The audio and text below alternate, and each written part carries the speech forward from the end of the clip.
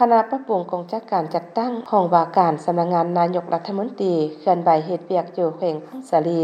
ตอนเช้าวันที่3ตุลา2025นี้ที่ห้องประชุมชั้น3สำนักงานปกครองแขวงคณะปรับปรุงกงจัดการจัดตั้งห้องว่าการสำนักงานนายกรัฐมนตรีได้ลงเฮ็ดเวียกอยู่ห้องว่าการแขวงพงศาลี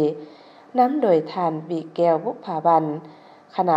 ประจำพรรคหัวหน้ากรมกวดกาห้องว่าการสำนักงานนายกรัฐมนตรีเข้าร่วมมีท่านโอคำตุลพันธ์กรรมการประจำพรรคแขวงหัวหน้าห้องว่าการแขวงมีบรรดาทีมงานห้องว่าการสำนักงานนายกรัฐมนตรีบรรดาคณะห้องว่าการแขวงคณะรับผิดชอบปรับปรุงกงจักการจัดตั้งห้องว่าการแขวงและพนักงาน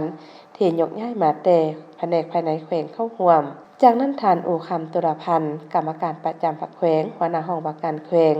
รายงานสภาพกงจักการจัดตั้งของห้องว่าการแขวงและคาดเกี่ยมปรับปรุงกงจักการจัดตั้งตามแจ้งการของคณะรับผิดชอบปรับปรุงกงจักขันท้องถิ่นโดยปฏิบัติตามทิศชี้นำของการนำขันแขวงก็คือคณะรับผิดชอบปรับปรุงกงจักขันท้องถิ่นห้องว่าการสำนักงานนายกรัฐมนตรีเพื่อแนะใส่เหตุให้แผนดำเนินงานการปรับปรุงกงจักการจัดตั้งห้องว่าการแขวงได้รับการจัดตั้งปฏิบัติให้ทันกำหนดเวลานั้นได้รับแจ้งการของคณะรับผิดชอบปรับปรุงกงจักขันท้องถิ่นลงวันที่27สิงหาคม2025ประสานสมทบนำคณะปรับปรุงกงจักการจัดตั้งขันแขวงและคณะจัดตั้งแขวงเพื่อกะเกี่ยมและออกข้อตกลงว่าด้วยการแต่งตั้งคณะรับผิดชอบปรับปรุงกงจักการจัดตั้งภายในห้องว่าการแขวงมาจัดกองประชุมปรึกษาหารือแบ่งหน้าที่ความรับผิดชอบให้แต่ละสหายอย่างละเอียดจะแจ้งคัดเลือกพนักงานดักแดงของห้องว่าการแขวงประกอบใส่6แขนงการตามแจ้งการคณะรับผิดชอบปรับปรุงกงจักขันท้องถิ่นห้องว่าการสำนักงานนายกรัฐมนตรีโดยรวมแล้วห้องว่าการแขวงพงศาลี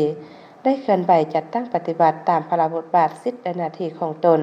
ตามข้อตกลงของทานเจ้าแขวงฉบับเลขที่